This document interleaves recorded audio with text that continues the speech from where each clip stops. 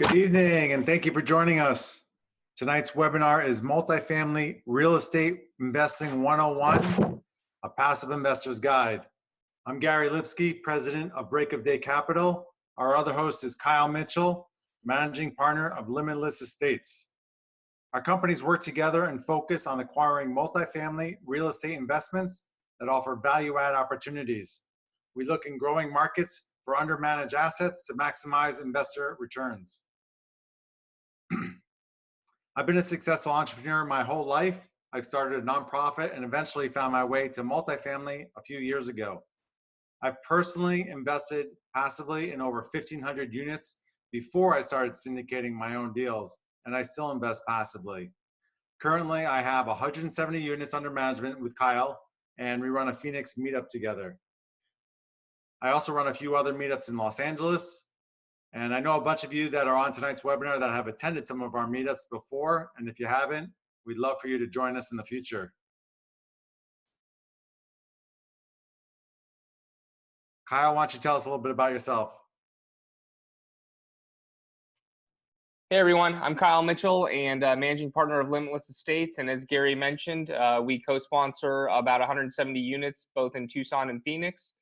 And my background is in management, logistics, and operations. I had about 15 years of experience in that field before I went into multifamily full-time 2 years ago. The co-host of the weekly real estate podcast, Passive Income Through Multifamily Real Estate. And I also host several meetups here in Southern California and also in Phoenix, Arizona. All right.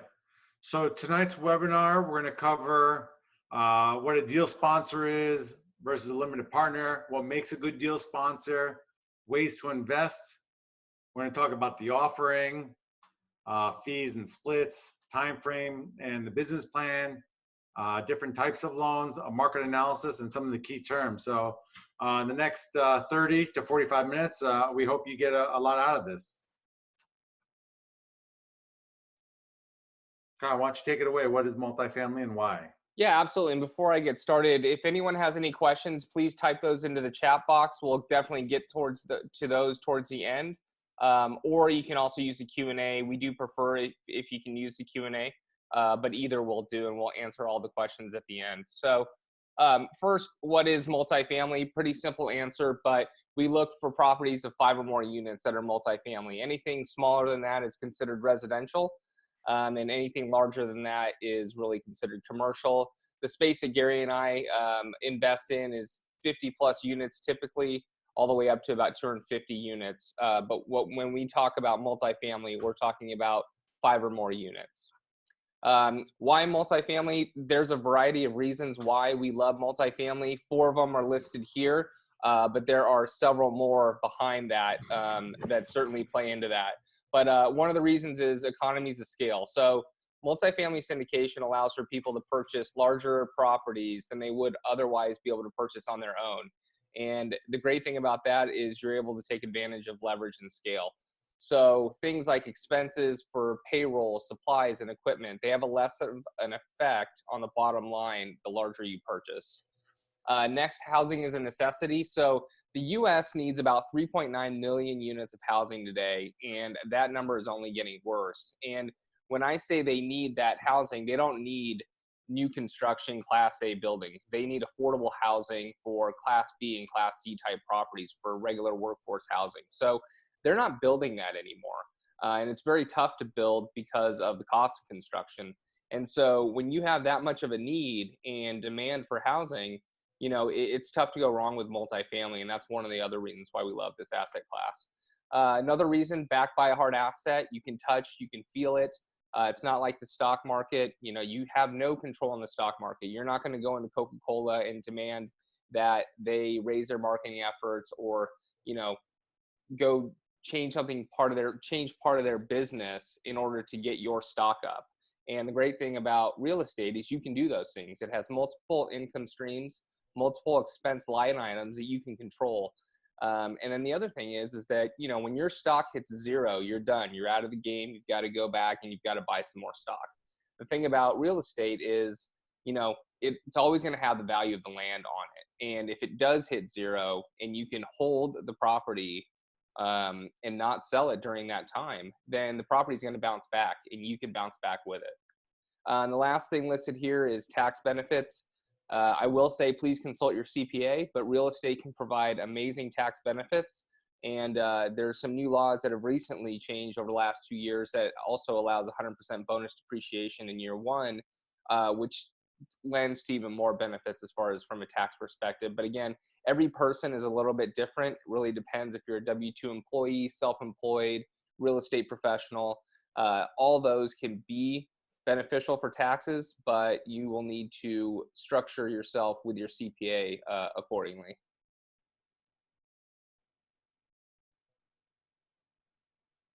All right, deal sponsor and general partner. So what is a deal sponsor or a general partner? And really, they're the ones leading the team, finding the deals, as it says here, and really organizing the structure of the syndication from A to Z. And so these are a lot of the things that Gary and I do on a day in and day out basis. And I'll go into some detail into some of them. But you know, number one, we find deals. We go out there and we go to the markets and we build relationships out there. We tour the properties and we find the opportunities out there. Assess opportunity and come up with a business plan. You know, that's everything from, again, visiting the markets, meeting with brokers, touring properties, underwriting the deal, working with the lender to see what type of rate we're going to get, and what type of team we need to build on the front end in order to make it a viable option. We also put money up for earnest money deposit, hard money, reports, legal, lender. All these things are upfront costs of a syndication that I think a lot of people don't know that, you know, you have to put in up to several hundreds of thousands of dollars of upfront money, which is your own money, in order to make these deals work. Typically, you know, the earnest money deposit is anywhere between 1% and 3% that you basically have to put down once you're under contract. And some of that money goes hard. And what we mean by hard money is it's non-refundable after a certain point. And if we don't move forward with the deal, then that money is lost. Other things that cost money are, you know, legal fees. You have your real estate attorney, you have your SEC attorney, and then actually you have your lender's attorney as well. So there are likely going to be 3 different attorneys that you're going to be paying to get this thing to the closing table. And there's other things like the third-party reports, whether it be an appraisal or the environmental study, things of that nature, a green report if you're going to go that route. So that's another thing that we do is we put up earnest money and upfront money for the deals. Third thing we do as general partners is we raise the capital to close on the deal. So on our last deal, Gary and I and our team had to raise about $5.7 million. And that comes with, you know, being a general partner and a deal sponsor is we need to have an investor list and raise the capital to get the funds closed. Next thing is asset management. And this is a big one. And a lot of people, you know, kind of skim over this piece, but I think this is where all the money is made. You know, finding a deal, raising the money, that's all the big stuff most people think about. But when it comes down to it, you need to manage the property. You need to have weekly calls with your property management company, and you need to implement systems to hold them accountable. You need to have frequent visits to the market to check in on the progress of the property. So this is a really big piece, and you need to have KPIs, which are key performance indicators, and different metrics to hold your property management company accountable. How are they doing on turning the units, you know, leasing up? How frequently or how many leads are we getting a week, and how many of those are being converted into actual residents who are staying on our property? How's our online reputation doing? You know, how many leads are coming from online to walk in, and all sorts of things like that that go into asset management that you need to make sure your deal sponsor or general partner are on top of. Next thing we do is provide reports to our investors. Gary and I provide monthly reports when we send things out to the investors, and those reports will generally have a high overview on a monthly basis, and then quarterly we'll send things like the rent roll and the financial statements. But typically we'll review things like, you know, current occupancy, current pre-leased occupancy, different things going on at the property, any pictures of renovations going on, any exciting news going on, and things like that. And then we also send out checks quarterly. And then also the last thing here on the list is handle disposition, which is essentially the sale of the property. And, those types of things include working with a broker to best position the property for sale, understanding the current market conditions to ensure the best sales, that you get the best sales price. All right, so what is a passive investor or limited partner? And that's on the other side of a syndication is, you need two types of partners here in a syndication. You need a general partner who's leading the deal, and then you need limited partners or passive investors who, help bring the deal together and get it to the closing table. So a passive investor is simply an investor that has limited voting rights and limited responsibilities. So, you'll invest in a deal and you sit back and essentially collect your mailbox money. And it may seem a little bit too good to be true, but it is true. But really, the key thing for limited partners is to make sure you're choosing your sponsors wisely. You're spending the time up front, vetting them, and being sure they're the type of group that's going to do the right thing, and that they have solid experience in what you're investing in. A couple of the ways that you can invest into these syndications are cash and/or self-directed IRA are typically the two ways that this is done. Something you'll want to speak with your CPA about is there are some better alternatives out there for people who qualify than a self-directed IRA. There is what's called a UBIT tax with a self-directed IRA, and if you can avoid that tax, it's definitely worth it. But they do only certain people qualify for those. So I would definitely reach out to your CPA and see if there's a way that you can do that. Next on the list is accredited and sophisticated, which are basically two types of investors that we take on as limited partners. And first, I'll start with an accredited investor, which is essentially a term defined as someone who makes $200,000 a year for the last 2 years and for the foreseeable future. If you're filing joint and married, then that number is $300,000, and or your net worth is $1 million or more, not including your primary residence. So for those of you that live in California, that's a much bigger deal because obviously a lot of people have a lot of equity in their homes, which has a large portion of their net worth tied to that. So you would have to deduct that for your net worth. The next one is sophisticated investor, and this one's a little bit of a gray area, so I'm just going to read you the definition that's online for it and then go into it a little bit. So this is someone who's considered to have a depth of experience and market knowledge that makes them eligible for certain benefits and opportunities.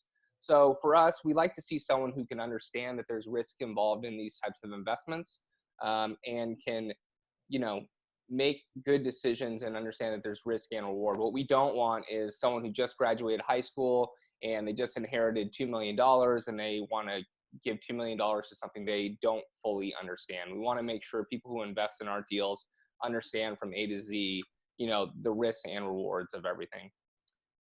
Next is liquidity on investment. So typically when you're investing in real estate syndications for multifamily, these are not liquid investments. And what we tell our investors is, look, if it's a 5-year hold projected, you can expect your money to be in there for 5 years. It's not something that you can just one day decide, hey, I'm going to pull out this money. I need it for something else. I need to get out of this. Now, that being said, you can get your money out of syndications under certain circumstances, but it's not something that's very, very easily done. Typically, the first 12 months, it's completely illiquid. And then going forward, you're going to need the approval of your sponsor, along with finding a person who is interested in purchasing those shares at fair market value that's been vetted by the sponsor and approved by the sponsor as well. So that's why we typically tell our investors that if you do invest in a syndication, this should not be your last, $50,000 or $100,000. This should be money that you're not tied to, that you're willing to allow to sit in the investment for the length of the hold.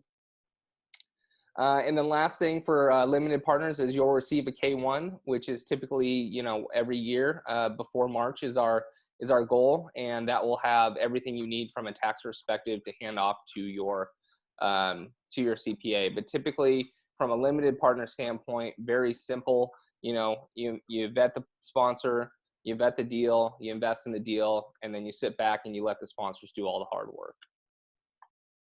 And that K1, for people that don't know, is so you own a piece of that property. And so if you invest 100,000 and you own 1%, your K1 will reflect that. And each year, based on the well, certainly the tax benefits, but also the income or any potential losses, that's all reflected in that K1 as well. Perfect. All right. So what makes a good deal sponsor? So there's several things that make a good deal sponsor. Good deal sponsor. And the one thing I would like to say is that you need to make sure it's a well-rounded sponsor. If the sponsor has one or two of these items, I'm not sure that that's good enough to have a really good track record and become a good deal sponsor. Now, multifamily real estate is a team sport, so the team can collectively have all these things. But I do think that every one of these boxes need to be checked when you're vetting a deal sponsor. You're investing your hard-earned money into these deals, and if one of these things is missing and they don't align with your values and your goals, then that's going to be an issue. And so you want to make sure that they check the box in all these areas and then other areas that you're looking for as well. It's really a personality match type of thing, and just certain people are not, they're not aligned with other people's investments, and that's okay. You need to find the ones that are good deals for you, not just for everyone. So first thing I would say is experience, and this doesn't necessarily mean they need experience in multifamily investing per se. That is obviously the best experience that you can have, but I'll give myself as an example. I've been in multifamily for 2 years now. We have a couple of properties under our belt now, which is great. But prior to real estate, I managed over 250 employees, 20 million in revenue. And my experience was heavily on operations, management, and logistics. And these things fit very well when it comes to multifamily. Once you close on a property and it's the asset management piece, that's what you're doing every day is, you're relying on, or you're focusing on the operations, you're managing the property management company, you're implementing systems to hold them accountable, and you're working with budgets, and you're driving income, controlling expenses, and really trying to make the property run at its most efficient level. And that's what I did before. So I think I would be a good example of someone who has experience outside of the field that can be related to real estate itself. But you want to make sure the person's experience is directly relatable to multifamily if it isn't multifamily itself. Next is a track record, and that kind of ties into experience as well. Do they invest in real estate? Are they a passive investor in other people's deals? Do they invest in their own deals? Do they have any operational or management experience? Someone could be an investor in real estate for 20 years, but have absolutely zero management and operational experience. And that's going to be a tough thing for that person to overcome once they close on a property, because, getting a property under contract and closing it is one thing, but managing that property and making sure it runs at the most efficient level is another. And again, it doesn't have to be directly connected to real estate, but it is probably something that you would like. Next, good communicator. So how is their communication? Are they responsive? Do they answer all of your questions directly, or do they beat around the bush? I think these are signs of a red flag if they're not being transparent. This is definitely a key thing. Something that I look for myself is, are they upfront and transparent? I think a lot of people will try and, paint a different type of picture if it's bad news, but when it comes down to it, telling the truth, being transparent, and coming up with a plan on how to solve an issue is better than beating around the bush. The other thing on communication is how often are they communicating? Like I said, Gary and I communicate on a monthly basis to our investors, and we also have phone calls with them as well. So it's not just via email. And then ultimately, you need to make sure your personality fits with the sponsor's communication and what your expectations are. If you expect to speak with your sponsor on a monthly basis or get monthly reports, and you only get a report twice a year, well, you're not going to be happy with that deal when it ends. So it's really important to make sure your goals align with the sponsor's goals. Next is team members. So who's on the team, right? So Gary and I are lead sponsors, but we have other team members on our team that help us with the deal, whether that's from asset management to raising capital to due diligence and upfront costs. And so it's really key to track those things and understand who the team members are. So you want to know, how do those people know each other? Gary and I have known each other for a year and a half now. And we've been working together for the last 9 months. And, every time we go to Arizona, we're together. So we're in Arizona in the market 3 times a month. What is the team's experience, and do they complement one another? Do you have 5 people who are all underwriters, or do you have 5 people who only raise capital? You want a good mix of team where, you have a couple of people who can manage the asset. You have a couple of people that can raise capital. You have a couple of people that have construction experience, maybe, and sales experience. So it's really important to understand who the entire team is, how long they work together, and how well they work together. Next on the list is due diligence on the sponsor. And this, in my opinion, is something that obviously very important, but you should be able to perform as much due diligence on the sponsor as you would like. And if at any point a sponsor does not allow you to do that, I think it's a huge red flag. We've had people, sit down and interview us. We've had people do background checks on us, and we've certainly had people ask for referrals and call other people who we've worked with at our past jobs and our, in our current business to talk about the type of people we are. And we're completely transparent and open with that. And I think it's important for every sponsor to do that. Now, that does not necessarily mean that if something is uncovered that you shouldn't invest with that sponsor. I do think that the sponsor should make sure that they're upfront with all those things. But just because there's something that you find doesn't necessarily mean you shouldn't invest with that sponsor, but you should definitely ask questions around it and get more of an idea of what you're dealing with. All right. So the offering. So this is so important when you're, when you're talking about multifamily, and, typically deals are going to be, let's say, $1 million or more. You need the legal document that protects the investors and the sponsors. And the document is intimidating. You're talking, combine all the documents, well over 100 pages. So you might have heard the term PPM, or private placement memorandum. So that covers the financials, the management biographies, a detailed description of the business operations. It's so important when you're ready to invest. You got to read these over carefully. It's a lot of pages, and a lot of people. It's a hard read, but it's important. You also have the operating agreement. Our operating agreement, that was 66 pages, so it's long, and that outlines the responsibilities and owners' percentages for the general and limited partners.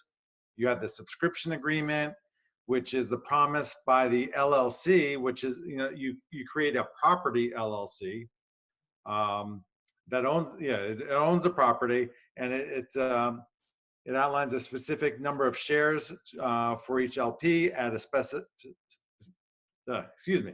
specified price, and a promise by the LP to pay that price. So it lays out everything. You got the PPM, the subscription agreement, the operating agreement, and you really need to know your documents. Okay, fees. Now they range on different deals. So acquisition fee, I mean, sometimes I've seen 0 acquisition fee, but a really small split. And I'll get into splits later. But typically you're going to see 1 to 3, maybe sometimes even 4%. And so the size of the deal matters too. If you're talking about a 3% on a $10 million deal, that's $300,000. 3% on a $30 million deal, that's $900,000. So you definitely want to take a look at that. Asset management fee. So that's the general partners who are managing the asset. So Kyle and I are the asset managers on our Tucson and Phoenix property. So we get a fee of 2% of the total income that is made by the property over the course of the year. And our responsibilities are we manage that property, as Kyle said before, on a day-to-day, a week-to-week, or month-to-month basis, depending upon where we are. And it's definitely very heavy in the beginning as you take over, and particularly for the value-add properties. And then further down the line when you look to dispose of the property. Some people also charge a refinance fee. We do not do that. I know some people say, hey, well, we've done a lot of work to get with the lenders, and there's so much paperwork involved, but we don't do a refinance fee. we consider that really part of the our asset managing. Some people also take a fee when they dispose of the property. Now, typically, that's when you're going to get as a general partner. That's your payday when you dispose of it. But when you do have a disposition fee, it kind of incentivizes you to dispose of that property even more. So we don't like to do disposition fees. Again, you know, if the property does well and our LPs do well, then we will do well. So we don't like a lot of extra fees. You also have the construction fee. Typically, that's 5 to 10%, and that goes to the property manager who's managing the renovations of the units, if it's a value add or if it's a distressed property. For a new construction, you'll see that'll be higher, and that'll be probably from on the GP side, because there's a lot of work when you're talking about new construction. There's also the loan guarantee fee. Now, again, Kyle and I don't do that, but I've seen some deals where they'll take even like 0.1%. So there's a lot of fees that you have to pay attention to, and that's reading those documents and the fine print, and make sure you're not getting too many fees in this deal for the GP. Okay, splits. So we typically do a 70-30 split. That means for the limited partners, they get 70% and the GPs get 30%. But I've seen a range of new construction could be 50-50. Some deals for like brand new sponsors without any experience, I've seen like 85-15. So it ranges. So definitely pay attention to that. More complicated deals have a waterfall structure. So it might be a 70-30 split up until, let's say, 18% of an IRR, or let's say return on your money. And then it will go to a 50-50 split thereafter. So if the property does great on the sale, then the GP side will get rewarded more for that, because you've gotten a certain percentage back. There's also a preferred rate of return, or you might have heard it referred to as a pref. So that ranges. I've seen it from 6 to 8%. You can typically, the first year, if it's a value add, it might be, so let's say if it's 8%, like on our La Casa deal, the first year is going to be closer to 5% because we're doing the value add. Then it starts going 8, 9, 10. And also a big factor in that is your years of IO, of interest only payments. Once that interest only goes away, then there's a higher cost to the loan, obviously, because you're paying down principal. So your cash on cash might go down a little bit. So it's important when you're looking at a preferred rate of return, some GPs actually recapture that pref after the return on money. So you have to be careful on that.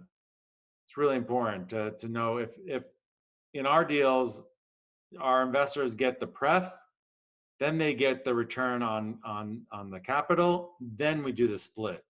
We don't recapture that pref.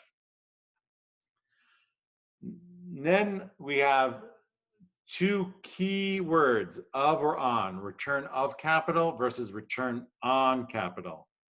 Okay, so return of capital is if you invest $100,000 on a deal and you're getting 8% pref, that's like an interest payment. Okay, if it's a return of capital, it's considered paying back your money, and you don't want that. You want that coupon return. Okay, so a return on capital is better for you.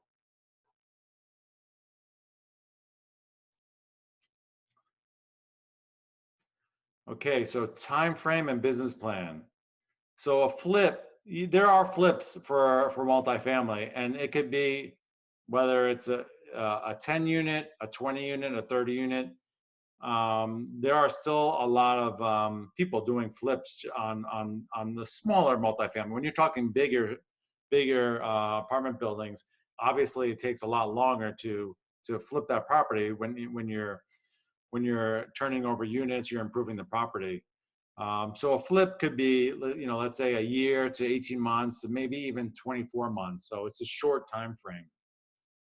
If you're purchasing a turnkey property, that business plan is, there's no value add to be had. It's ready to go. You're getting the keys, and you could put they typically put a renter in or renters in, and you're good to go. You don't need to do anything.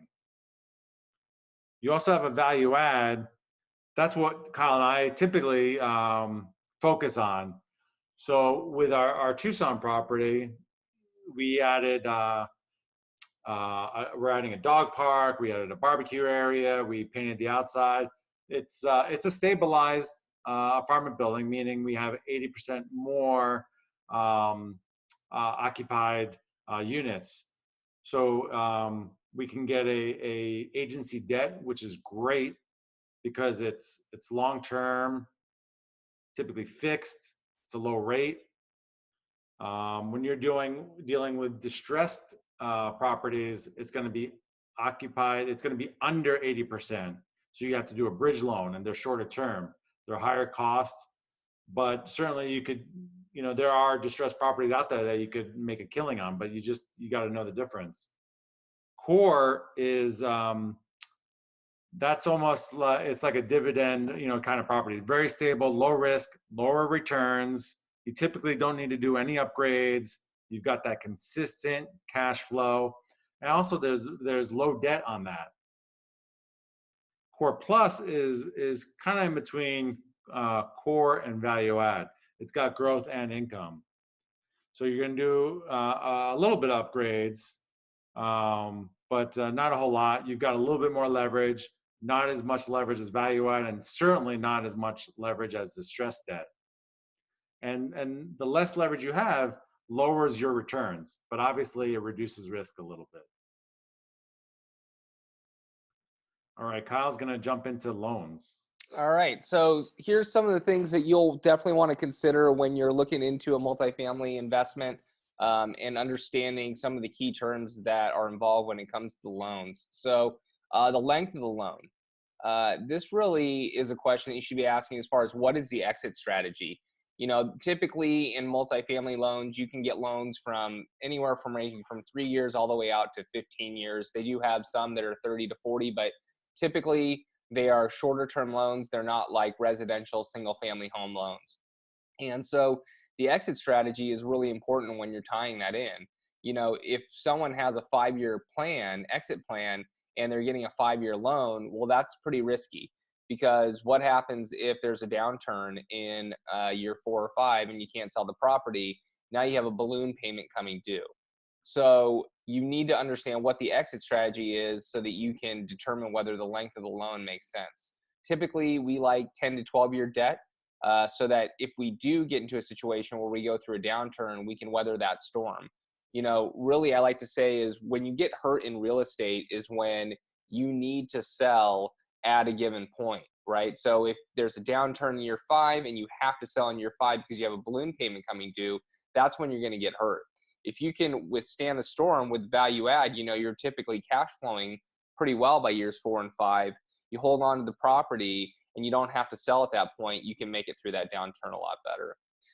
Bridge loan versus agency. Gary kind of touched on this, so I won't spend too much time here, but this is two types of loans. There are other types of loans as well, like the local bank loans or CMBS, even credit union and life insurance loans, but we won't get into those. Typically, a bridge loan will be used for a shorter term distressed property where you're going to add a ton of value in the first 12 to 18 months, and then you'll go ahead and exit that bridge loan and turn it into agency debt. Typically, interest rates on bridge loans are higher, but the terms are better, meaning no prepayment penalties, more loan to value, things like that allow you to take a distressed property and turn it into a stabilized property. Agency debt is government-backed debt, typically by Fannie Mae or Freddie Mac. And it's definitely less flexible on the terms, higher prepayment penalties, but overall, I think you get a lower rate than a bridge loan, and it's a safer play overall, in my opinion. Recourse and non-recourse. So the big thing there is most agency debt is non-recourse loans, but you'll want to find out whether that's recourse or non-recourse. What recourse means is that you are signing a personal guarantee for your loan. So if you lose the property, they're going to be coming after your home, your cars, your, whatever you can think of. They're coming straight after you and all the money that you have. Non-recourse, what that means is that it's only tied to the property itself. So if you lose the property, they take back the property. They don't go after your personal items. You don't personally guarantee it. Now, there is what is called a bad boy carve out. So that means that if you commit fraud or do something illegal in any way, then that bad boy carve out basically eliminates the non-recourse and it triggers into a recourse loan. So just because it's non-recourse does not mean you can get away with anything. You still have to do everything in your power to operate the property at a high level. You have that responsibility not only to the lender, but also to your investors. And you need to act appropriately or else it could trigger that bad boy carve out. Next thing you'll want to look at is a prepayment penalty. There's several different types of prepayment penalties. The two most common are the step down and yield maintenance. And step down is definitely more predictable. And I would say is a bit of a safer play. Basically, the way that works is that depending on the year you sell, depending on the length of the loan, you have a certain percentage prepayment penalty. So on a 10-year loan, it may look something like a 5% prepayment penalty in years 1 through 3. Then in years 4 and 5, it goes down to 4. And then years 6 and 7, it goes down to 3, and so on and so forth until it ends up being 0 in the last 6 months. Whereas a yield maintenance prepayment penalty is tied to the treasury. It's typically a much higher prepayment penalty. However, you do get a lower rate on the interest rate on the front end. And I won't go over the calculation on how to calculate yield maintenance because it's pretty in-depth and pretty confusing. But it's basically tied to the treasury, and it takes into consideration how much interest you would have paid over the entire life of the loan. So the earlier you sell it, the higher the prepayment penalty is going to be. So it's not that if you have a yield maintenance prepayment penalty that it's a bad deal, but you want to understand what the exit strategy is going to be in that scenario, or else you could get stuck with the property for a little bit longer. And the last item on the loan section is IO, which stands for interest only. And you typically see interest only for anywhere between 1 to 5 years. And what this is the length of time where the lender will require you to only pay the interest on the loan. So this definitely helps, like Gary mentioned, as far as cash flow in the first few years of a value add project. Not having to pay the principal, allows for higher cash flow. Especially in the years where you're adding value to the property where it's not performing at a stabilized asset quite yet. The only thing on that is obviously you're not paying down any of the principal, so you will definitely have to pay that on the back end. Okay, market analysis. So after you've vetted your sponsors, after you've kind of looked at the deal, the next thing that you're going to want to go into is, what is the market that this investment is in? And I would say out of everything, it's, it's important, but you want to make sure your sponsors is number one. That's the thing that you're betting on is the operators. But then when you're looking at the market, these are some of the things that you want to go over. And the first one there is sub-market. And the reason why it's number one is a lot of people just look at the market itself, okay? And we'll just take Arizona, for example, because we invest in Arizona. And so they'll say, oh, Phoenix is great as a whole. I want to invest in Phoenix. Well, where in Phoenix? It'd be like, if you lived in LA, there's so many different places in LA. And just like there is in Phoenix, there's so many different sub-markets within that metro that you need to understand, what part of Phoenix are you investing in? Real estate is hyper local. You can have something that is in a very good asset and 500 yards away, it's in another neighborhood that is a neighborhood that you want to completely stay away from. So you not only want to understand the market, but you want to understand the sub-market. And we even go down to the neighborhood that we're investing in, Gary and I, and understanding, what is the population growth of that area, not just of the overall market? What is the annual household income of that area? Where's the crime, poverty level, job diversity? All those things are important metrics, but you want to get down to the micro of it, not just the macro. And so all those items are very key. The other thing is that when you look at these items, you want to see what the trend is over the last 5 years. You can have a market that has good job growth compared to the nation. However, for the last 3 years, it's actually been on a decline. Well, that's a sign. Maybe that market is no longer a viable market, or maybe it's headed in the wrong direction. So I always say you don't want to take just a snapshot. You want the whole picture, right? You want to understand what the whole story is behind it, whether it's good or bad. There's a story, and is that a good story? Is the trend a good trend? So, crime, is the crime improving? Poverty, is the poverty improving? So on and so forth. And the last thing I'll mention on this slide is job diversity. I think that's key, where you don't want one industry controlling more than 20% of the market out there. So if you're in a market where, half the employees, 50% of the employees are based off of a military base or whatever it may be, then if that military base goes away, you've lost half your job force. And that's not a good thing. And so you want a market that can withstand, an industry taking a hit. And so that's, one of the many reasons why we love Phoenix and Tucson. All right, I am going to get into the key terms here, and I'll try and run through these quickly. Cash on cash. So this is the yearly return you'll make, which Gary called earlier is kind of the dividends. This does not include the sale of the property. So if you invested $100K, for example, and you receive $8,000 in the year in distributions, your cash on cash should be 8%. Okay. So again, that does not include the sale of the property. Those are just the dividends that you're receiving on a monthly or quarterly basis, depending on how the investment is set up. IRR, internal rate of return. This one's a little bit of a confusing one as well. It's not a straight calculation. The formula does get a little confusing, but the simplest way to take or to understand it is IRR takes into account the time value of money, where average annual return, which is just below that, does not. So for example, if you were to make 18% on an average annual return, you're making 18% year over year. But what IRR does is that if you make that in 3 years versus 4, your IRR is going to be higher because you did it in less time. Okay. Average annual return does not take into consideration the time that it takes to make that return.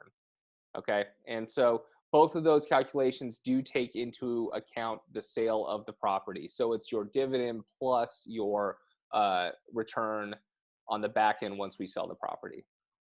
Equity multiple. This is another way to look at your overall return. For example, if you invested $100K and at the end of the deal, the sponsor returned your initial $100K and also an additional $100K, which included your yearly distributions and the sale, your equity multiple would be 2x. Okay. And so some people do that as a percentage. So that would be 100%, and typically you want to look for something that's between, I would say 70% to 100% or 1.7 to 2x. Debt service coverage ratio. This is a big one when you're dealing with the lender. This is also known as DSCR. And it's a number that the lender will use to qualify the property and to make sure it provides enough cash flow to pay for your debt service once the new debt service is put onto the property. Okay, once you buy it and have your debt on there. So typically the lenders, depending on the market, if you're in a tier 1 market, it could be as low as 1.2. And if you're in a tertiary market, it could be all the way up to 1.35.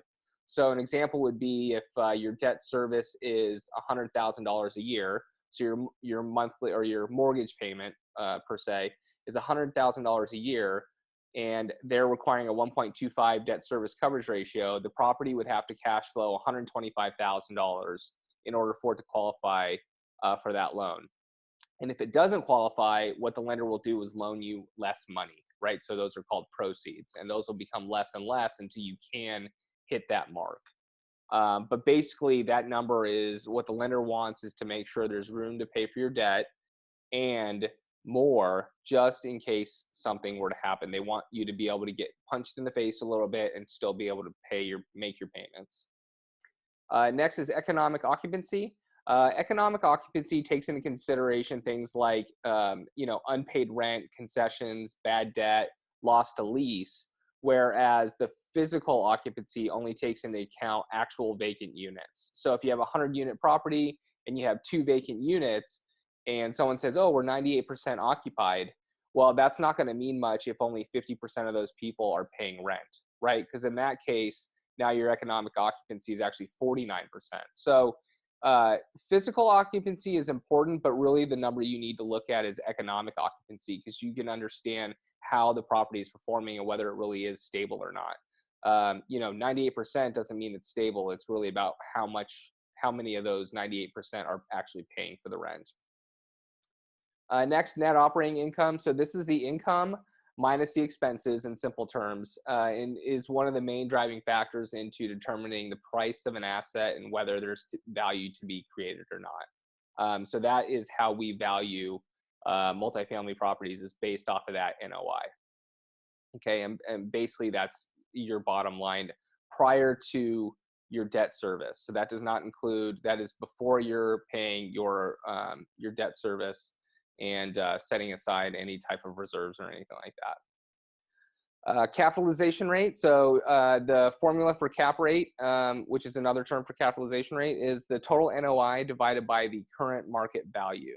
And what this number tells you is what your return would be on a property at that given point if you did not change a thing, if it still had the same debt on it. Now, when you put on new debt, now all of a sudden it's a different cap rate, because well, actually, no, I apologize. I take that back. It's not a different cap rate because it's based off of the NOI, but it's giving you what the property return would be at that given point in time. And then the last thing on here is the reversion cap rate. So similar to the cap rate, but what a reversion cap rate is an exit cap. So what multifamily syndicators need to do is they need to forecast out on their exit strategy what the property is going to sell for. And they do that by using what's called a reversion cap rate. And typically when you're looking at a reversion cap rate, you want to see something that is conservative. So, rule of thumb would be if you purchase at a 6 cap, you want to see a sales cap that is higher than the purchase cap. What we do, though, is we make sure what the market cap is, because you can get a good deal and purchase at a really good cap rate, and now all of a sudden, you're going to be affected by what you're selling it at. So what we do is take the current market cap, which let's just say it's a 5.5% market cap. That's what most properties in that size property and that class property is selling for. And then you want to see a reversion cap that is definitely higher than what the current market cap is at. And what's that saying is that the market, you're planning for the market to soften a little bit versus improve. If you're forecasting for a market to improve, then that's pretty aggressive. And so you really want to see something that is, at least you're forecasting for it to be softening. And then if you actually get a market that improves, well, then now it's kind of a home run type of deal, right? So we typically like to underwrite anywhere between 15 to 20 basis points per year of hold. So if you held it for 5 years, 15 times 5 is 75 to 100 basis points higher than what you purchased it for. All right, so we threw a lot at you in the last 45, 50 minutes, but some of the key takeaways are you got to know who you're investing with. It can't be, sometimes, you see a deal that's 20% return, 10% cash on cash, and another deal is 14% IRR and 8% cash on cash. That 14% IRR deal could be better than the other one. Do you know that sponsor? Do you know that, the things that we went over, go through that, do your own due diligence, because typically I'm not chasing, the numbers, because the numbers can always look good. No one's going to say, oh, this isn't going to do well, or this is going to be at 8%. I've never seen something like that. So really know your sponsor, do your due diligence, educate yourself. You know, do your goals align with what their business plan is? Do you need that money back in a year, 3 years, 5 years, or not at all? You're not in a rush. You know, those are important things to make sure the business plan aligns. Hopefully you guys have a bunch of questions. We can you put them in the Q&A and we'll be happy to answer them. Let's see here.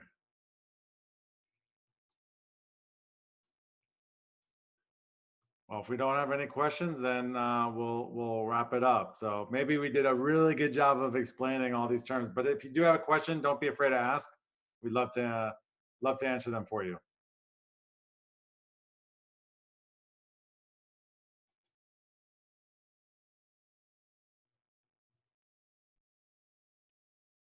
All right. Well, we thank you for joining us. We hope to we'll do this again back in January. We're going to take the December off. Hope you got a lot of value. The webinar will be available on Limitless Estates and Break of Day Capital's YouTube channels if you missed anything or want to rewatch it. If you'd like to learn more about Limitless Estates or Break of Day Capital and learn how you too can earn passive income while taking advantage of tax breaks, please reach out to us. We'd love to hear from you. Oh, okay, we got a couple of questions here. Steve asks, as deal sponsors, what have you found are the most challenging things to deal with? Kyle, you want to take that? Yeah, sure. I mean, there's so many different things that happen during the course of getting a property, under contract all the way to the closing table. I think, from what we've learned, some of the challenges are with the lender. The lender is your biggest partner, but they're also the ones lending you the most money, right? So when they're lending you the most money, things can change on a dime because they control the deal. And so what you want to do is make sure that you're as transparent and as upfront with the lender as possible. And you need to open up those clear lines of communication because things can change on a dime. And one of the things I was talking to our lender about was, what can we do better to improve next time? And the thing he said to us was, look, every time he asked a question, we just got him the answer. We didn't complain about why he was asking that question or, why do we have to do that? We're not doing that. We weren't fighting or pushing back. So the thing that's the most challenging is dealing with that stuff. But at the same time, you've got to understand they're lending you 75 to 80% of the money. So they have every right to ask you those questions. And you just have to work through them because, one day the lender can say, okay, we've got everything that we need to close. And then literally the next day it goes to committee and they have 10 more questions, vetting the deal, vetting the sponsors, asking you all sorts of things. And you just have to be ready to go with those answers and understand the deal enough to get those answers through. All right. Well, I think that was it. So thanks again, everyone, for joining us. I already saw a couple people say thank you. Very informative. Oh, Teo, you have a question here?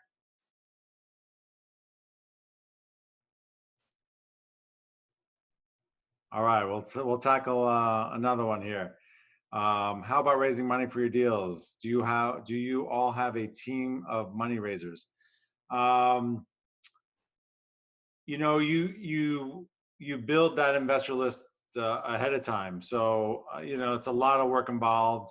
That's why we hold our meetups and we go to real estate conferences, or you're talking about what you're doing wherever you are, not selling it, but just telling people, giving them the opportunity, because people always are looking for other ways to place their money. So that's how we do it. And Kyle and I, we don't use a team of money raisers. We have partners that bring something else to the table. There's lots of money raisers out there, but that's not a system that we use at all. We bring on people that we can use to round out the team if we need that. All right, so Teo asks, when is the right time for a newbie to invest in a syndication? That's a really good question. Kyle kind of talked a little bit about that earlier by, making sure this isn't, if it's 50,000, it shouldn't be your last 50,000 that you have, because when you read the PPM docs, they're going to tell you lots of different ways that you could potentially lose that money. And there are some really bad sponsors out there, but you've got to make sure you have money to invest, that you don't need that liquidity. And you really got to make sure you have an understanding of the deal. And so that's, education, and also that trust with that sponsor too. Have you met them? Have you spent some time with them?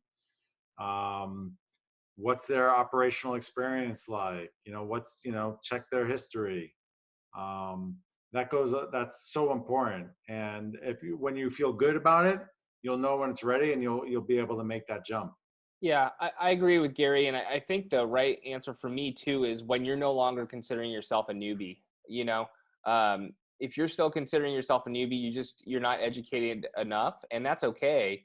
And there's several ways to get educated, but you really need to feel comfortable where you're investing your money. And all the things we talked about tonight are very important, but number one, you need to understand where you're putting your money, and you need to feel comfortable with it, and you need to fully understand what you're doing, and whether it's the right move for you at that time. And you're the only person that can answer that question. And so if you can't answer that question, then I don't think you're at the point where you're ready. It would be my answer. We do have one in the chat, or a couple in the chat too, Gary. So do you have a value add percentage cap related to the deal, meaning deal investment to value add spend is 20% too high? I'm not sure I fully understand that. Do you, Gary? No, let me see. Deal investment to value add spend. I mean, typically, Bill, if I'm understanding your question correctly, in value add, what we're looking for is, almost an ROI, right? So if you're going to spend $100,000, are you going to get 20 to 30% ROI on that? But typically, Gary and I look for investments where you can spend $5,000 to $15,000 a door to get to, that $300 or $400 rent bump. I'm not sure if that completely answers your question, but there's going to be certain types of investments like Gary talked about, where it's like a core plus investment, where it's a light value add type of investment, where you're not going to put much into the property. Maybe it's mainly operational, where you can improve it. And then there's other ones where you definitely need to put more money into it, where it needs exterior work, interior work, and things like that to get to where it needs to be. But it really is going to depend on the type of investment and the risk involved with it.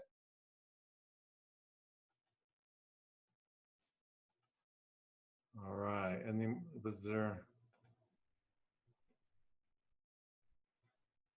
Oh, okay. Steve asked, will we be at the Multifamily Masters meeting in December in downtown LA? And yes, we will both be there.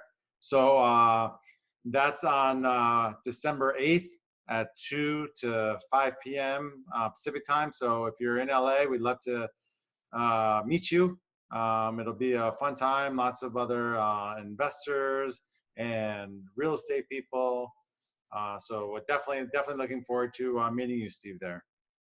And without further ado, we're gonna end the webinar. Thank you very much again, and we look forward to communicating with you in the future. Take care. Thanks.